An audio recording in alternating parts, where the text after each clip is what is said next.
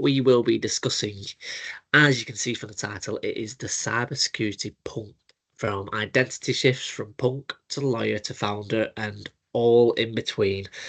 Now, I'm guessing that's quite an ambiguous title for those that might want to see a little bit more. So we'll answer all the questions as we get into the podcast. But Nicholas, are you okay just to give an introduction to yourself?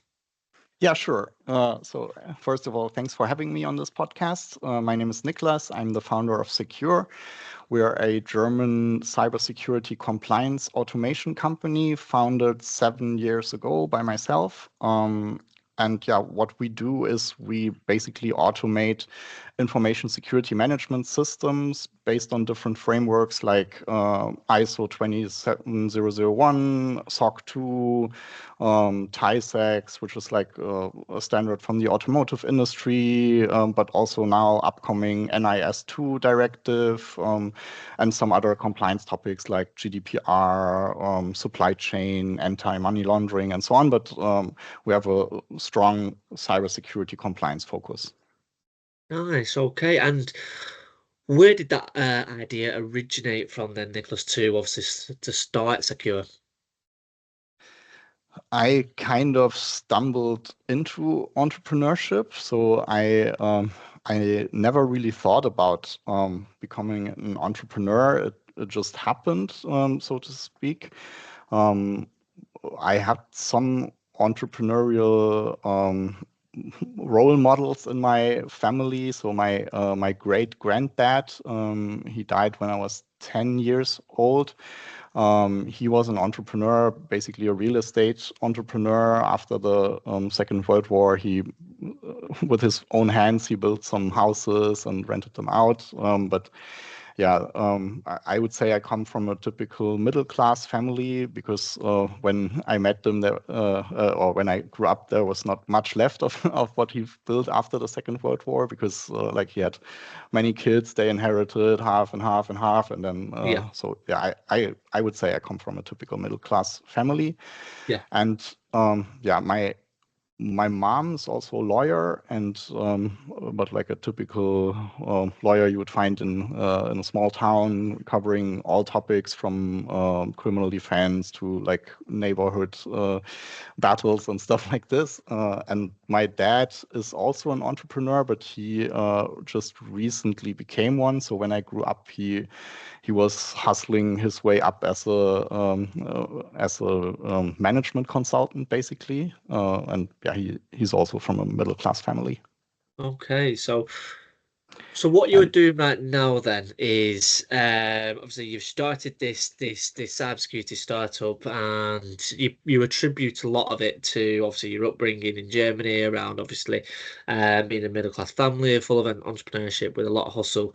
But from our previous chat, it sounded like your pre-adolescent early years that you wasn't necessarily a fully business-minded person. Were you more of yes, a punk yeah, rocker? Am I right in thinking? yeah, that's what I was getting to. So like I said, I basically stumbled into this entrepreneurship thing.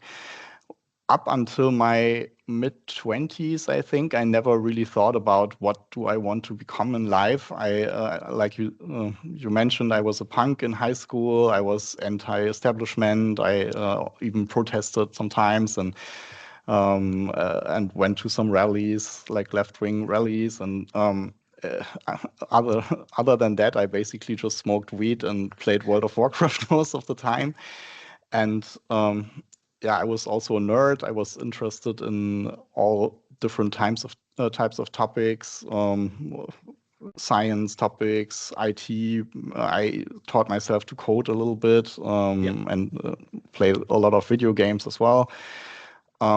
Yeah, but I didn't really knew what I wanted to become when I was older. I I started studying biology, but Yeah. then I dropped out of that, and yeah, for the lack of any idea, because my mom's a lawyer, I also signed up for law school, Yeah. and hated it to be honest. Yeah. I hated most of my peers in university. The only thing that I liked about is that you learn how like the the state, the government, and so on work, how our political system in Germany, in the European Union work, and how international relations work. I always liked criminal defense or criminal law in general. But I decided very early that I didn't want to become a lawyer because, it was just not my path, I thought. And but I'm I consider myself a finisher. So when I start something, I typically somehow finish it. And so it was with law school, and after that, I didn't know what to do. I thought about getting an MBA to also get a little bit better perspective of how the business world works. But in Germany, you don't do an undergrad and then you go to law school. So you directly go to university and study law for 5 years, and then on top of that, you have to do some public apprentice clerkship for another 2 years. And there's one first legal state examination, and then after this legal clerkship, there's a second one. And this is basically the bar exam. Then after that, you can call yourself a lawyer. And this legal clerkship consists of different internships, so to speak. You work for a state judge, for a public defender, and for like administration, a lawyer, and so on. And since I didn't really know what to do with my life after this, the only thing I knew is that I didn't want to become a lawyer, and I was interested in IT, and I had some political views. So I thought, okay, why? Because my other peers, they went to like really, really boring public administrations in small towns and so on, and I didn't want to do that. So I thought might as well put together my clerkship as like a international adventure. And so I for the administration internship, I went to South Korea to work for the Chamber of Commerce and Industry there. And it was then when I was in the same building as the Germany Trade and Invest, and they were collaborating a lot. And I put together I was asked to put together a review about the South Korean startup scene for German investors. And so I spoke with many of these startup founders, and that's when I got hooked, because I saw like the passion these people were applying to what they were doing. And up until then, I was always searching for meaning in my life, and it was even to a point where I thought life was pointless, and I got really depressed and so on. And I saw that these people definitely have some meaning in their life, and I wanted to be part of that. And that was when everything changed, and I don't know, I started dressing better. I started taking better care of myself, did some sports, and read more books, and eat healthier, and so on, because I saw, hey, there's a path that might be worth exploring. But for this, I really need to work on myself and get better, because like these people were all much smarter than I was, and much more had much more culture, and you know what I'm talking about. I just saw they were in a different league than I was, and I that sparked the spark in me, I would say, for entrepreneurship, and that's how I stumbled into it. But then also in law school, it's a very, very theoretical study, at least in Germany. So you never work with Microsoft Excel. You never put together a business plan, and you really don't get an idea of how a company works and of what departments it consists, and so on. And so I then after this, because I thought I want to dive deeper into the startup ecosystem topic. So I saw that one big law firm, Taylor Wessing, it's like a German-British joint venture law firm. They just recently opened an office in Silicon Valley in Menlo Park, and I proactively applied to the partner that started this, Kai Westerwelle. He still lives in San Francisco, even though he works for a different law firm now. Yeah. And I told him about myself and my motivation, why I wanted to come there, and he accepted me. So after South Korea, I directly moved to San Francisco, worked for 6 months in Menlo Park, and dove a little bit deeper into the startup like ecosystem. And that was also like a very great experience. But my job there was basically a lawyer consulting US startups that wanted to do business in Europe in IT law, so IP or data protection and stuff like this. So I saw some issues that entrepreneurs have to deal with, but I didn't grasp what it is to run a business. And next stop was then I started working for Amazon for the legal department, and that was in 2017, so 1 year before the implementation of the GDPR. And as a junior lawyer in a legal department, you don't get to do the really cool stuff. You basically copy data from A to B and and so on. So, and like I said, I taught myself to code a little bit in high school. So I saw that many of this manual procedures that I had to do every day. And I mean, Amazon was already back then super digitized, and I think they were a role model for how it's done right, but still. Yeah. There were some inefficiencies, especially when they were working together with external law firms, because they are definitely still up until today not really digitized and still work in very analog processes. And because the lawyers never learn about these things, and I just thought an opportunity for automation of stupid repetitive tasks, and that's basically when I started. I had the idea for founding SECJUR. Okay, so you've kind of had two key interactions there where that are swayed to where you are today as being the founder of SECJUR. Obviously, when you went to the was it the South Korean Chamber of Commerce, where obviously, okay, right, I'm gonna get into this field. I'm gonna get myself sort of back on track with everything. And obviously, when you went into the Amazon digitalized environments, that's when you were like, right, I've got an idea for automation now. And them two worlds, one couldn't have happened without the other, and that's where it's led to where you are today. So, I think the key thing there is the fact that you you got yourself out there, and you was just like, okay, I don't know what I'm gonna do here, but I'm gonna be active and just go Yeah. out and actually see what the market is about, and then the idea will kind of come to you. So obviously And that's how SECJUR obviously came about. So talk to me about how do you actually even start it? So you've got this idea now, you've had the interactions, you're like, okay, I'm going to go for this. I'm going to start my own, automation security startup. Timestamp me when that started, and what do you even do on day one? Do you open up your laptop and be like, okay, where do I go? Talk to me about that. yeah, so I was really just figuring stuff out. So I just boldly went out and I just started, but I had no fucking idea of what I was doing.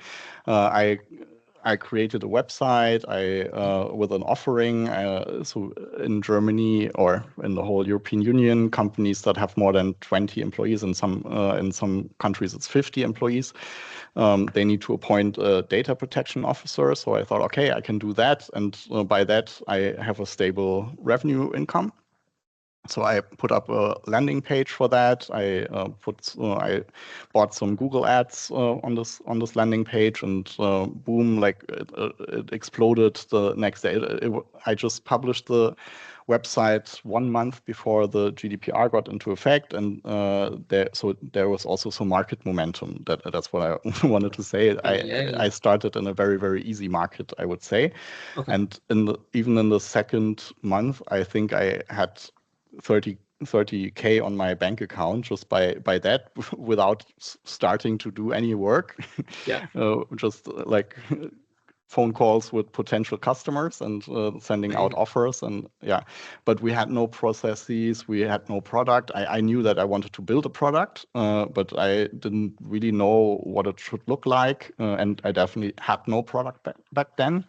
So I thought, I looked into the law. What does a data protection officer have to do? They have to consult the company, to train the employees, and so on and so on. And then I started with the low-hanging fruits. Like I created a web scraper that could read through privacy or through websites if they even have a privacy policy, and if they do have it, does it contain all the necessary legal information obligations and stuff like this.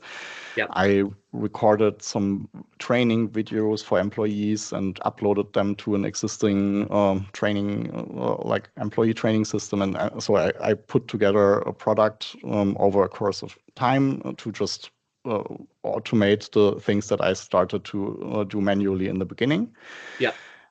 And but still I had no idea how to run a business, how to manage a team, how to motivate a team, and even how to attract good talent. And especially how to fund a business, because it's to build a product is super, super expensive. So initially I on top of like founding SECJUR, I started our own law practice and moved back into my mom in with my mom, and started doing some criminal defense law, and that money I used to fund SECJUR in the early days. And the money that I saved for not having to pay rent. And then on the weekends I decided to then get my MBA to really learn how to manage a business. And it was there where I learned how this whole investors thing works, and where to find investors, how it works with you're selling a stake in your company and get money for that, and so on. And also that time was really, really tough because my wife was just started working as a management consultant. So she was always away in some hotels, and on the weekends, during the week, and on the weekends I was doing my MBA. So we never saw each other, and it was a really fucking tough time for us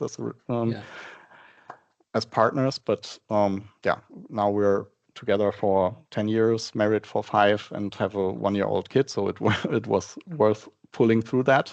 But that's just a side note. Always good to hear. Obviously, like it was worth it. Do you know what I mean? Because there's a lot of people who are listening right now that are going through the grind, and it's like, right, because only you kind of were like, right, I hope I get through it, and I'm sure that I will get through it. But in the back of your head, you're like, what if I don't? But just to kind of go back and just to kind of tie it all around, the processes that you were doing when you didn't really know what you were doing and you were just kind of going with the flow, like going through the education system, contemplating getting about the MBA, the ideas were all there, but you just needed sort of, like you say, this kind of like epiphany where it was like, right, SECJUR, I'm going to do this. Because then you were like, right, now I'm going to go back and do the MBA. So it's kind of like, you were always meant to do it, but you were just waiting for the right time for it to do it. And timing's kind of a big thing there as well. Another thing with timing is the fact that, look, you got into the market just before the GDPR thing happened. So, like you say, a lot of times timing is crucial for obviously setting up a business. Do you know what I mean? So with that being said, then you've got the company off the ground, and obviously, when did you start to think like, this is going to work, this? Because it's a hostile environment, especially the first 12 months of starting any business, not just a security startup. It can be tricky. So how did you sort of find the first 12 months, and when did you start to think, okay, we're here to stay now? To be honest, it always kind of worked. I mean, we had many, many setbacks, but we had a constant. We were growing from day one. Each month we were making more revenue, and it was all recurring, or mostly recurring revenue. We did some consulting in the beginning, but it was mostly recurring revenue. And I think there was also some luck to it because I didn't know anything about ARR and all these SaaS metrics that investors care about, but we did some things right by chance, I would even say. Yeah.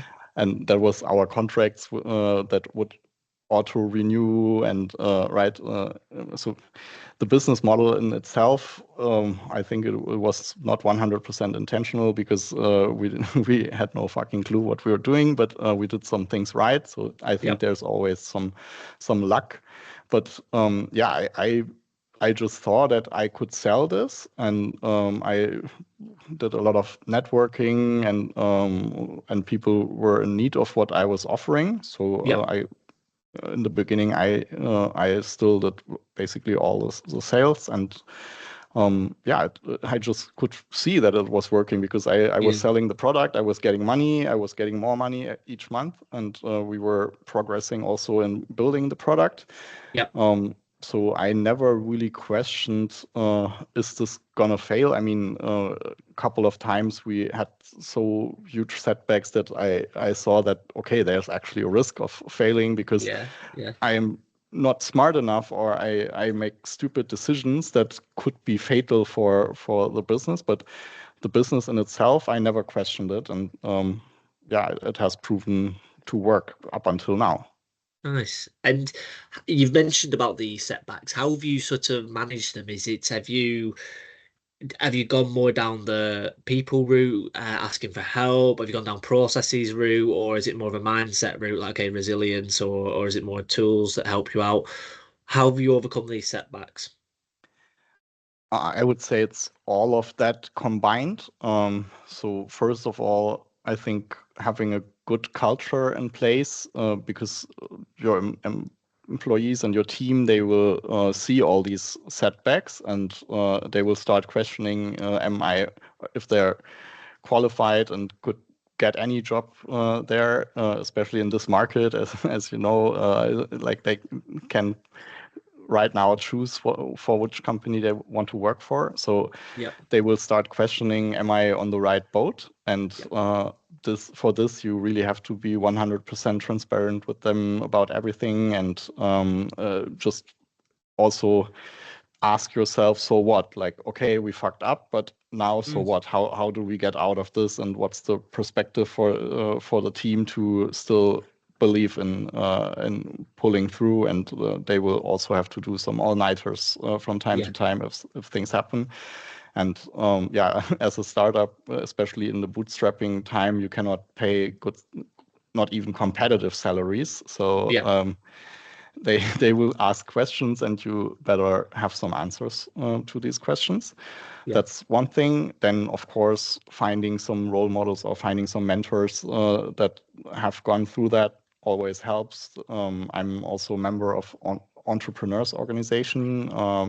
It's like a club, so to speak, of entrepreneurs, and you're put together in a so-called forum with 5 to 10 other entrepreneurs, and you meet once per month and exchange some things that work well, some things that didn't work well, not only in business but also in your personal life, because each entrepreneur will have some difficulties in his partnerships because you constantly need to hustle, and you have limited Yeah. time for family, for your own health, for your own mental health, and so on. Yeah. And this will lead to some other problems outside of business. And so Yeah. Yeah. this was also something that have has picked me up when times were really tough. Yeah. And um, then, and I think a lot of people disregard this because they think they don't have the time for it, and the business problem at hand is more important right now. But I what has always helped me is just reading a bunch of books. So I constantly read, and I constantly believe that you need to continuously learn Yep. and work on yourself and work on your skills and your like entrepreneurial skills and management skills and so on, and you will never have figured it out. You Yep. you might figure out some part of it, and hopefully enough to solve the problems that you're facing right now. But you can never stop learning. Yeah, amazing, amazing. As we come to the last 3-4 minutes, I just wanted to basically do a little bit of a question where if you could speak to your younger self then, Niklas, and before you started on this journey, um, what sort of advice would you give to a younger self? Like, do this, don't do this, or do you just think that, look, everything happens for a reason. All these events happen for a reason. I ended up going to the House of Commerce and having that chance encounter because I did X, Y, and Z. What would you advise a younger self? So first of all, I actually do believe that all things happen for a reason, and I just recently found my spiritual side. So Yeah, yeah, I do believe that things happen for a reason, but I also believe that you can influence what things are happening, and to make that happen or to influence what is happening to you, I think you should first figure out what you want and also like what you need, and then stand up for yourself. And I think I haven't done that enough in the past, and I let people treat myself in a bad way, and that was because I maybe I still also lacked the self-respect, or I thought, yeah, I deserve whatever happened. yep, And now I would tell my younger self to stand up for myself and to find out how, in what ways people can fuck me or fuck with me, and make myself unfuckable. yeah. That's a really good tagline to have. Yeah, I might just nip that one, but no, that's perfect, Nicholas. Um, and what's the plan then for the next sort of 2-3 years with SECJUR? Have you got one, or is it still sort of like you say, we're just keeping the company afloat? This is where our plan is. What's the sort of plan? No, of course we do have a very concrete plan, and we didn't really get to this part, but we developed from only doing GDPR to more the infosec space, and there's just a lot we can still achieve. Then also we want to connect all these modules that we have to leverage some synergies for our customers. And we want to focus on really the very, very difficult frameworks that other competitors might refrain from, because you need to really dive very, very deep into the topic. And this mostly caters to like at a little bit larger, medium-sized SMBs. Yeah, So frameworks that they are having to comply with for business continuity and stuff like this. And a lot of our competitors are not going down that route because it's a very difficult one. nice, nice. Nicholas, thank you very much for coming on to the Screw Space podcast. If anybody is to have any questions about Nicholas, about his journey, about what SECJUR do, I was sure to put all the information down below. But once again, mate, thank you very much for jumping on the podcast. Thank you for having me.